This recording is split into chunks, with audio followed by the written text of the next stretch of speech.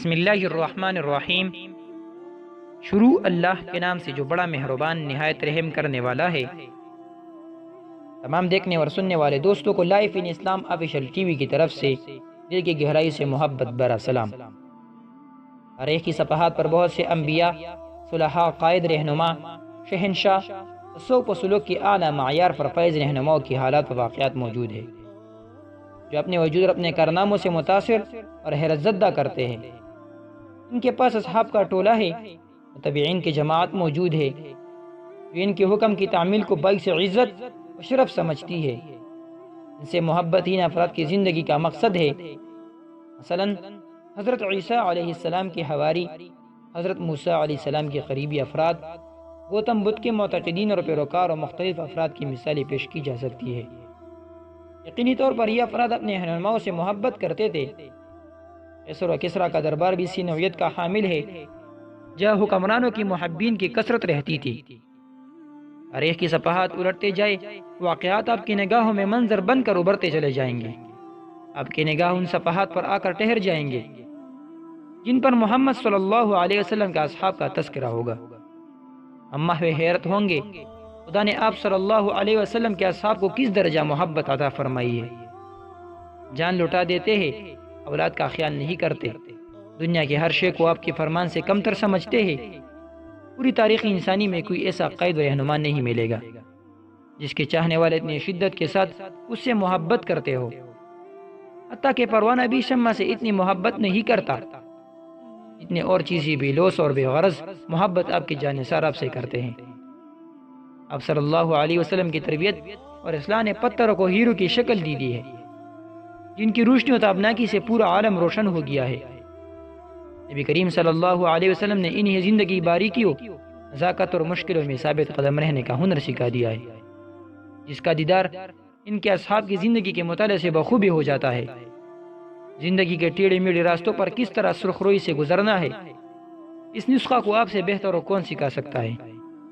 لہٰذا آپ صلی اللہ علیہ وسلم نے اپنے اصحاب کو اس مشکل ترین فن میں ماہر کر دیا ہے۔ آپ کے اصحاب میدان کارزار میں بھی کامیاب رہتے تھے اور گھر کی چار دیواری میں بھی مثالیں ثابت ہوتی ہے۔ زندگی کا ہر مرحلہ ان کی خوبی اور صفات کو عیاں کرتا ہے۔ تاریخ کی صفحات پر اسے افراد کا دیدار بہت مشکل سے ہوتا ہے۔ کائنات کے سینہ پر اس طرح کے اشخاص کا وجود نادر اور کم ہوتا ہے۔ آپ کے اصحاب میں حضرت طلحہ بن عبید اللہ بھی ہے۔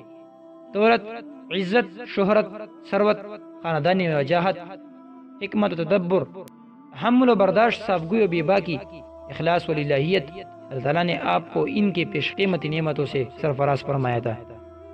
نسب آپ صلی اللہ علیہ وسلم سے جا ملتا ہے، نسبی اعتبار سے اس سے بڑا شرف اور کیا ہوگا۔ تجارت کے غرض سے دنیا دیکھ چکے تھے اور کم سنی سے تجارت میں مشغول تھے، متمول تھے۔ دولت و ثروت کا اندازہ لگانے کے لیے اتنا کافی ہے، جب دنیا سے رخصت ہوئے تو تقریباً 22 لاکھ درہم اور 2 لاکھ دینار کے علاوہ زمین و جائیداد و رسا کے لیے چھوڑ کر رخصت ہوئے۔ حکمت و دانائی کا عالم یہ ہے کہ حضرت صدیق اکبر رضی اللہ عنہ کے مشیروں میں سے تھے، حضرت فاروق اعظم رضی اللہ عنہ کے مجلس شورا کے ممبر تھے، اور حضرت عثمان غنی رضی اللہ عنہ کے دور کے خلافت میں بھی بہت سے اہم مشورے آپ نے دیے ہیں۔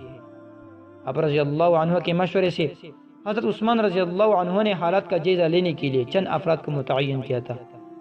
آپ کی ذہانت، فطانت اور صحابہ پر آپ کے اعتماد کا اندازہ ان باتوں کی روشنی میں بخوبی لگایا جا سکتا ہے۔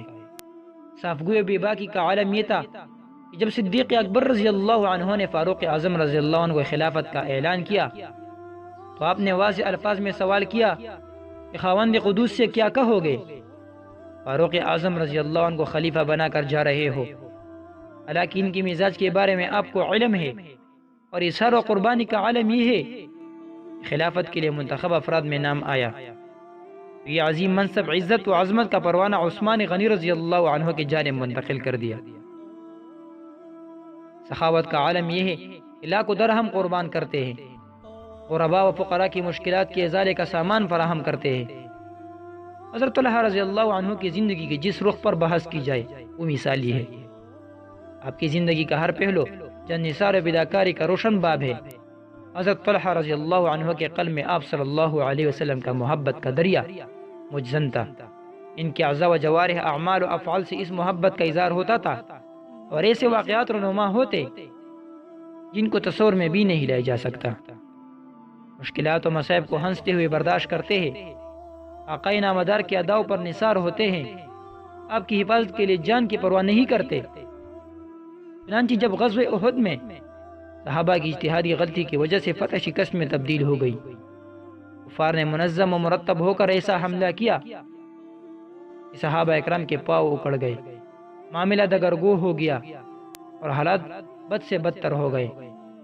مسلمان حواستہ باختہ ہو گئے، سمجھ میں نہیں آ رہا تھا کیسے اسی صورتحال کا مقابلہ کیا جائے، کس طرح پانسا پلٹا جائے۔ کفار شمع اسلام کو بجانے کے در پہ تھے، آپ صلی اللہ علیہ وسلم کو شہید کر دینا چاہتے تھے، اس کے لیے ہر ممکن کوشش کر رہے تھے۔ صحابہ کی حالت و کیفیت دگرگو ہو چکی تھی، غزوہ کا منظر دردناک ہو چکا تھا، حوصلہ چور ہو رہا تھا، جسم و جان ٹوٹے جا رہے تھے۔ تاریخ کا نازک ترین موقع تھا، نوری اسلام شدید ترین آندھیوں کی نرغے میں تھا، جو طرفہ تیروں کی بارش ہو رہی تھی، تلوار شمع اسلام کو گگل کرنے کے لیے بڑھے جا رہے تھے۔ اس موقع پر حضرت طلحہ نبی کریم صلی اللہ علیہ وسلم کے درمیان اور کفار کے درمیان چٹان برکن حائل ہو گئے، اپنے سینے کو آقائے نامدار کے لیے ڈال کر لیا۔ جس جانب سے آپ پر تیر آتا اسی جانب پہنچتے اور تیر کو اپنے جسم پر روکتے اور خوش ہو جاتے۔ تاریخ کی صفحات پر ایسی جانثاری اور فداکاری کے واقعات سے خالی ہے جب کسی طاقت اور شدت کے ساتھ آپ پر تلوار سے وار کیا۔ حضرت طلحہ رضی اللہ عنہ نے اپنا ہاتھ آگے بڑھایا اور اس شدید حملے کو اپنے ہاتھ پر روک لیا، چنانچہ آپ کی انگلیاں کٹ گئی۔ تصور کیجئے آپ احد کے میدان میں کھڑے اس منظر کو دیکھ رہے ہیں، جان نثار و فداکاری کا یہ عجیب و غریب منظر آپ کے نگاہوں کے سامنے ہے۔ آپ کے نگاہیں پٹے رہ جائیں گے، ذہن مبہوت ہو جائے گا، جسم پر عجیب و غریب کیفیت طاری ہو جائے گی، جس کیفیت کو الفاظ میں بیان کرنا ممکن نہیں ہے، اور اس قربانی کا آپ کو احساس ہو جائے گا۔ زندگی کو خطرے میں ڈالنا، تل تل مرنا، زخم پر زخم کھانا، خوش ہونا محبت اور دیوانگی کی انتہا ہے۔ عشق و محبت کی جن مقامات پر یہ صاحب پائز ہے، اب شاید ہی کوئی ان مقامات کو حاصل کر سکے۔ غزوہ احد مکمل ہونے کے بعد جب حضرت طلحہ رضی اللہ عنہ کے جسم پر لگے زخموں کی تعداد کو گنا گیا، وہ تعداد 70 کے عدد تک پہنچ چکی تھی۔ ہم نے بہت سے افراد کو دیکھا ہے جو حادثے کا شکار ہو جاتے ہیں، چند زخم ان کے جسم پر لگے ہوتے ہیں، وہ چند زخم ہی ان کے جسم کو چور اور ہمت کو توڑ کر رکھ دیتے ہیں۔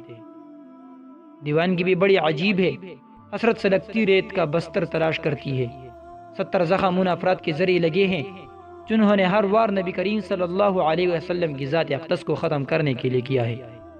اندازہ لگائے ان حملوں کی شدت کیا ہوگی، غور و فکر کیجئے حضرت طلحہ کی قربانی کی کتنی عظیم الشان ہے۔